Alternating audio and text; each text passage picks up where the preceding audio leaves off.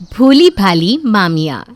वैसे तो हम हमेशा सास और बहू के बीच टकराव देखते हैं, पर क्या सच में समस्या उनके ही बीच में होती है, या ये साजिश पीछे से कोई और ही रच रहा होता है? चलिए देखते हैं आज की कहानी में, जहाँ उर्मिला निवास में मीरा और राधा देवरानी जेठानी थी। यूं तो रिश्ता उनका देवरानी जेठानी का था, पर दोनों के बीच में आपस में बहुत प्यार था। जहाँ राधा ऑफिस जाती तो वहीं मीरा ने पूरे घर की जिम्मेदारी अच्छे से संभाली हुई थी। एक दिन, मीरा, ओ मीरा, कहाँ है तू? हाँ माँ जी, क्या हो गया? क्यों इतने ज़ोर ज़ोर से बुला रही हैं? अरे बात ही कुछ ऐसी है, मेरी बेटी आ रही है कुछ दिन रहने के लिए, साथ में दिव्या भी आ रही है। वो पूरे 2 महीने रहने वाली है।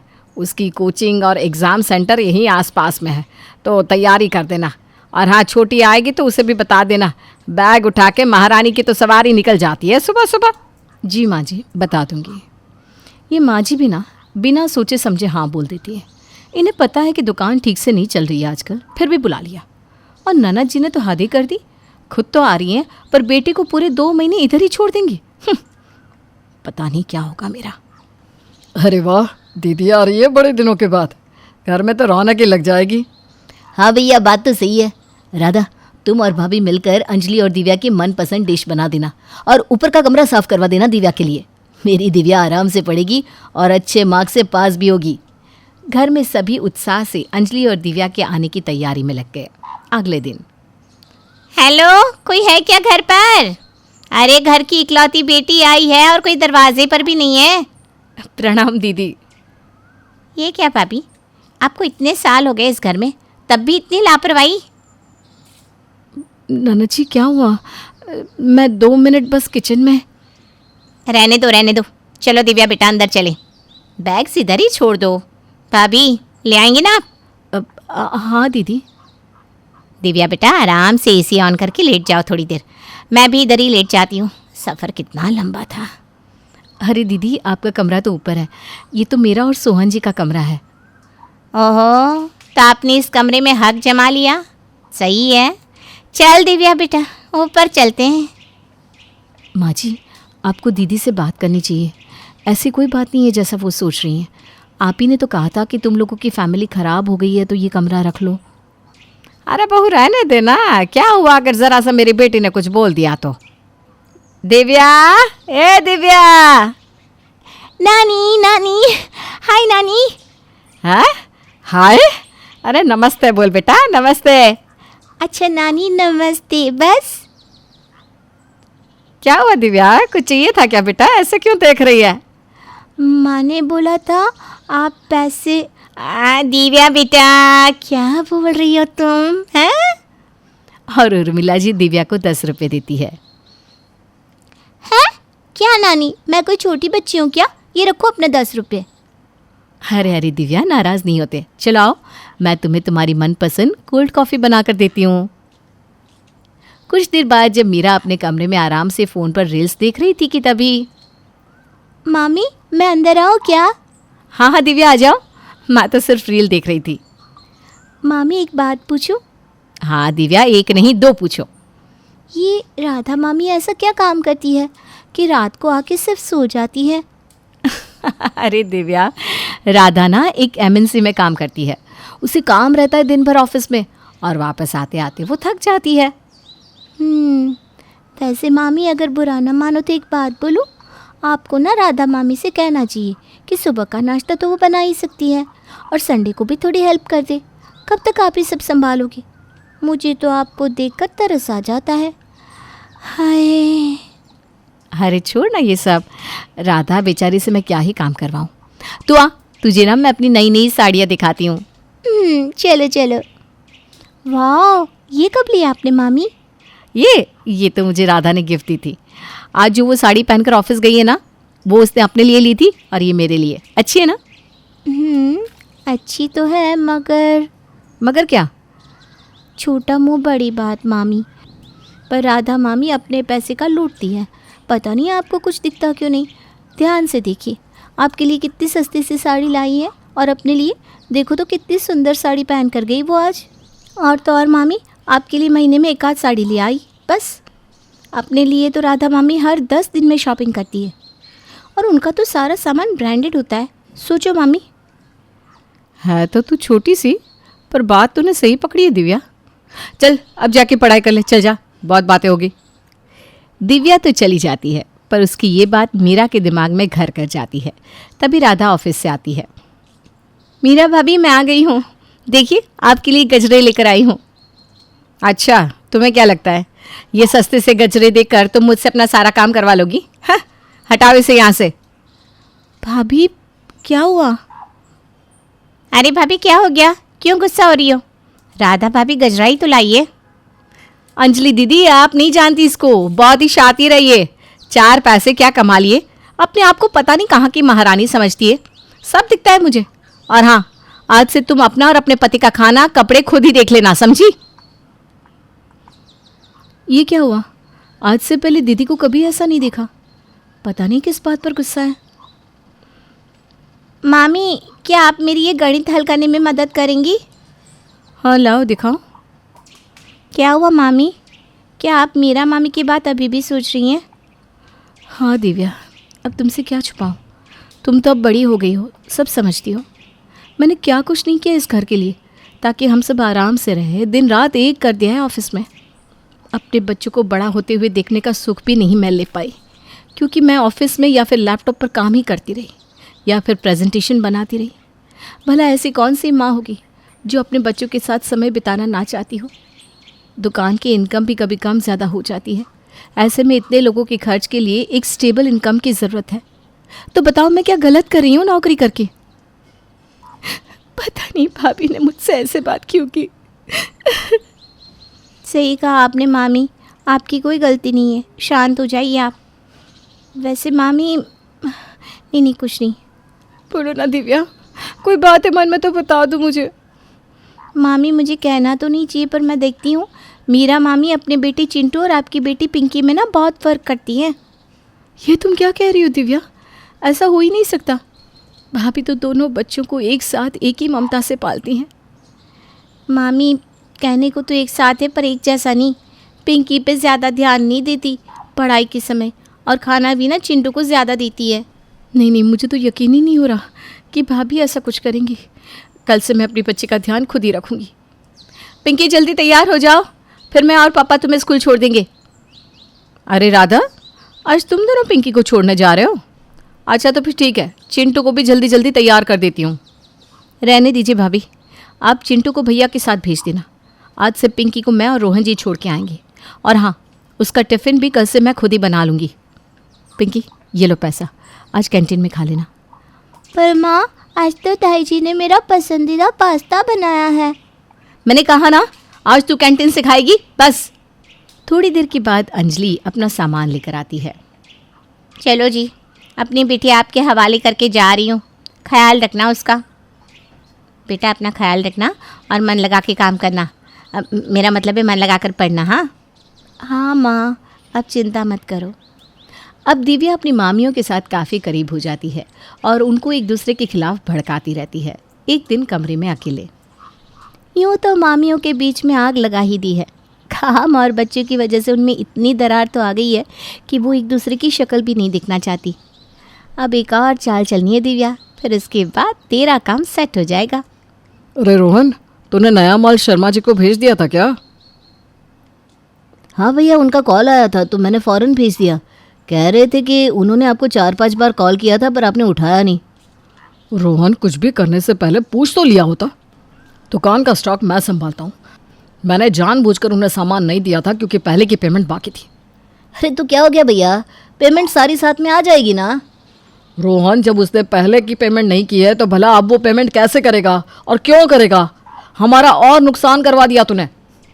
भैया आप इतना ओवर रिएक्ट क्यों कर रहे हैं? ऐसा क्या कर दिया मैंने? मैं तुझे बस इतना कह रहा हूँ कि तू पूछ तो लेता। अरे भैया, मैं कोई छोटा बच्चा नहीं हूँ कि आपसे सब पूछ पूछ कर करूँ। मेरी भी दुकान में बराबर की हिस्सेदारी है। याद रखना रोहन, ये दुकान मैं तुझसे पहले चला रहा हूँ और मुझे यहाँ पर ज़्यादा पता है ग्राहकों के बारे में। बात बढ़ती ही जाती है और दोनों भाइयों की आवाज़ इतनी तेज़ हो जाती है कि उर्मिला जी भी वहाँ आ जाती हैं। अरे बंद करो, ये क्या चल रहा है ये सब? माँ, ये तो आप अपने लाडले से ही पूछो जो न जाने क्या करके आया है। बेटा रोहन, क्या हो गया? माँ रहने दो, अब भैया के साथ कोई काम कर ही नहीं सकता। रोहन तू ये कैसी बात कर रहा है बेटा? माँ मैं सही कह रहा हूँ, अब भैया की बातें ना मेरे बर्दाश्त के बाहर हो गई है। माना कि मैं दुकान के अंदर नहीं बैठता हूँ, पर बाहर का सारा काम, ग्राहकों से रिलेशंस रखना, दूसरे डीलर्स को मिलना, बाजार में नया सामान ढूंढना, क्या ये कम काम होता है? ऐसी बात है तो ठीक है, कर देंगे दुकान के 2 हिस्से, फिर देखते रहना क्या करना है। सुनिए, आपको नहीं लगता आज कुछ ज़्यादा ही हो गया? हाँ, मेरा बात तो काफ़ी आगे बढ़ गई है, पर तुमने भी देखा ना वो कैसे बात कर रहा था, जैसे कि वही सब कुछ करता है। ऐसे तो उसने कभी मुझसे बात नहीं की। मैं भी कुछ दिनों से ये महसूस कर रही हूँ कि हम सब एक दूसरे से काफ़ी कटे कटे रहने लगे हैं। जाने क्या हुआ है। दिव्या बेटा, तुम्हारी पढ़ाई कैसी चल रही है बेटा? पढ़ाई? ओ हाँ हाँ, पढ़ाई अच्छी चल रही है नानी। वैसे नानी, आपको दोनों मामियों में से कौन सबसे ज़्यादा पसंद है? मेरे लिए तो दोनों बराबर की है, जैसे मेरी 2 आँखें। ओफो, ये नानी भी क्या बोर कर रही हैं। चलो इसे मसालेदार बनाते हैं। नानी, ये मेरा मामी कुछ ज़्यादा ही घर का काम नहीं करती रहती? अरे पर बेटा, वो तो सच में बहुत काम करती है। हाँ करती तो है, पर झाड़ू पोछे के लिए तो काम वाली आती है। तो बचा ही क्या खाना बनाने का काम, वो तो ज़्यादा नहीं होता। फिर किस बात का दिखावा करती हैं वो। और रही बात काम वाली की, तो आपको पता है दुकान का नफ़ा नुकसान चलता रहता है। ऐसे में तो घर के खर्चों को घटाना चाहिए, ना कि बढ़ाना। है तो तू छोटी सी, पर वैसे तेरी बात है ऐसे ही, खर्चे भी कम करने पड़ेंगे। अब कल देखती हूँ क्या करना है। माँ जी, आज काम वाली नहीं आई? बेटा उसका तो हिसाब कर दिया है मैंने, वो नहीं आएगी अब से। अरे पर क्यों, ऐसा क्या हो गया? बहू, याद नहीं तुझे बड़ों से कैसे बात करनी चाहिए? हाँ, तेरी हिम्मत कैसे हुई मुझसे इतनी तेज़ आवाज़ में बात करने की? चल जाके काम कर। मीरा की आंखें भर जाती है और वो भागकर अपने कमरे में चली जाती है। पीछे से दिव्या भी उसके कमरे में जाती है। मामी क्या हुआ? आप इतना क्यों दिल से लगा रही हैं सब कुछ? दिव्या, तुम्हें दिखा नहीं क्या? अब इसके आगे मैं क्या बोलूं? पता नहीं माँ जी को क्या हो गया है। पहले तो राधा कभी कभार आकर मदद करती थी, बच्चों का होमवर्क देख लेती थी, पर अब मेरे चिंटू के एग्ज़ाम आ रहे हैं और मुझे उस पर फोकस करना है। क्या करूं मैं? मामी, रोने से कोई फ़ायदा नहीं है। आपको अपने लिए स्टैंड लेना होगा। आप देखिए आपको क्या करना है। वैसे भी इतने बड़े घर की पूरी जिम्मेदारी आप क्यों लेंगी? आपको सिर्फ सोहन मामू और चिंटू का ध्यान रखना चाहिए। करने दो सबको अपना अपना काम, फिर इनकी अकल ठिकाने आ जाएगी। तुम ठीक कह रही हो दिव्या, अब मेरा यहाँ से जाने का समय आ गया है। बस अब मैं यहाँ और नहीं रह सकती। सोहन जी, अब मुझे लगता है कि वक्त आ गया है कि हमें अपना हिस्सा लेके इस घर से अलग हो जाना चाहिए। मेरा मैं खुद यही बात सोच रहा था। अरे जो भाई बिना कहे मुझे दुकान से बाहर नहीं जाता था, वो आज मुझसे पूछे बिना ये सब फैसले ले रहा है। अच्छा ले भी ले, एटलीस्ट बता तो दे कि क्या करके आया है। पर नहीं, ये तो बहुत बड़े हो गए जनाब। मेरा ये भूल गया है वो दिन जब मैं इसके लिए दुकान 14 घंटे तक चलाता था, सिर्फ इसलिए कि ज़्यादा पैसे आए और मैं इसके कॉलेज की फ़ीस जमा कर दूँ। इससे लगता है कि थोड़ा हिसाब क्या आ गया। अब भैया की क्या ज़रूरत है, भैया तो है ही बेवकूफ़। मैं तो कहती हूँ ये सब उस राधा की वजह से है। जब से आई है तब से रोहन का भी दिमाग ख़राब करके रखा है। मुझे तो ऐसा नहीं लगता, पर राधा समझदार है, वो पैसे की कीमत जानती है। अजी रहने दीजिए, मेरा मुंह मत खुलवाइए। कैसी है वो, उसकी फितरत मैं अच्छी तरह से समझ गई हूँ। माँ, मुझे कुछ बात करनी है। हाँ हाँ कर लेना बेटा, अभी थोड़ी देर रुक जा, अंजलि को भी आने दे, फिर बात करते हैं। दीदी आ रही है, पर अभी तो वो। अरे तू चुप कर, मेरी बेटी आ रही है तो आने देना। सुनो सब, ज़रा यहाँ ड्राइंग रूम में आना। देखो, अब सबके साथ एक बात करना चाहती हूँ। आजकल मैं देख रही हूँ कि सब एक दूसरे को देखकर मुंह टेढ़ा कर रहे हैं, यहाँ तक कि बच्चे भी एक दूसरे के साथ खेल नहीं रहे। इसलिए मैंने एक फ़ैसला लिया है, 3 हिस्से किए हैं मैंने। सोहन, तेरे हिस्से में आई है दुकान। रोहन, तेरे हिस्से में आया है घर। और माँ, तुम क्या कह रही हो? अगर सब इन पे लुटा दोगी तो मुझे क्या दोगी? अंजलि, तूने और दिव्या बेटी ने मुझे बहुत प्यार दिया है और मुझे सही और गलत के बीच का अंतर भी बताया है, इसलिए तेरे हिस्से में मैं आई हूँ बेटा। ये सुनकर अंजलि अपना आपा खो बैठती है। माँ, मुझे पागल समझ के रखा है क्या? इतने दिन से इतना कुछ चल रहा है और आप मुझसे कह रही हैं कि मेरे हिस्से में कुछ नहीं आएगा? ऐसे कैसे? बिल्कुल सही कह रही है माँ। मैंने दोनों भोली भाली मामियों के बीच में झगड़े करवाए और सोहन मामू को भी उस रात में ही पहला आइडिया दिया कि वो अलग हो जाए। दोनों बच्चों को भी मैंने एक दूसरे के खिलाफ भड़काया। और आप ये कह रही हो नानी? बस बस करो तुम दोनों, बहुत सुन ली। अंजलि तुझे क्या लगा मुझे समझ में नहीं आएगा कि कौन क्या कर रहा है? अरे तुझे बचपन से इतना लाड़ प्यार दिया, तेरे मनपसंद लड़के से शादी करवाई, इतने गहने दिए तेरी शादी पर। उस समय रोहन पढ़ रहा था और सोहन ने काम शुरू ही किया था, तो उसने लोन लेकर तेरी शादी करवाई, जिसकी किस्त वो आज भी भर रहा है। और सोहन ने अपना फाइनल ईयर में ड्रॉप ले लिया था शादी की तैयारी के लिए। और तू उन्हीं भाइयों के साथ तूने ऐसा किया? मुझे शर्म आती है तुझे अपनी बेटी कहते हुए। और साथ में तूने अपनी बेटी को भी ऐसा बना दिया। अरे ये तो छोटी है, बजाय इसके कि तू इसे पढ़ा, तू तो उल्टा इसे बिगाड़ने पर तुली हुई है। कल को ये शादी का मतलब क्या समझेगी कि शादी का मतलब सबको अलग कर दो? क्या तूने यही सिखाया है अपनी बेटी को? माँ, ये आपने मुझसे क्या करवा दिया? मैं इस घर को बर्बाद करने चली थी। नानी, माँ और अपनी तरफ से मैं आप सबसे माफ़ी मांगती हूँ, मामी और मामाओं से भी और बच्चों से भी। हम आज के बाद इस घर में नहीं आएंगे। मैं भी जानती हूँ कि ये घर के दरवाजे हमारे लिए बंद है। तो सब लोगों को समझ में आया बात क्या थी? मुझे तो तभी समझ में आ गया था जब दिव्या मेरे साथ एक रात आम खा रही थी और मुझसे मामियों के बारे में पूछ रही थी। तब से मैंने उसके ऊपर नज़र रखना शुरू कर दिया था और एक दिन मैंने अंजलि को बताते हुए भी सुन लिया। हाँ माँ, प्लान अच्छा चल रहा है। मामू और मामियों में झगड़ा करवा दिया है। अब बस जल्दी आप तक खबर पहुँच जाएगी। बहुओं, तुम इस घर की नींव हो। जहाँ एक तरफ मीरा घर संभालती है, सबकी ज़रूरतों का ख्याल रखती है, वहीं दूसरी तरफ राधा, तुम कमाती हो, बिल भरती हो और बच्चों को पढ़ाती भी हो। याद रखना, सब एकता में ही बल है। जी माँ जी। माँ जी तो कल से फिर काम वाली। हाँ बाबा हाँ, कल से ही क्यों, आज से ही काम वाली वापस आ जाएगी बस।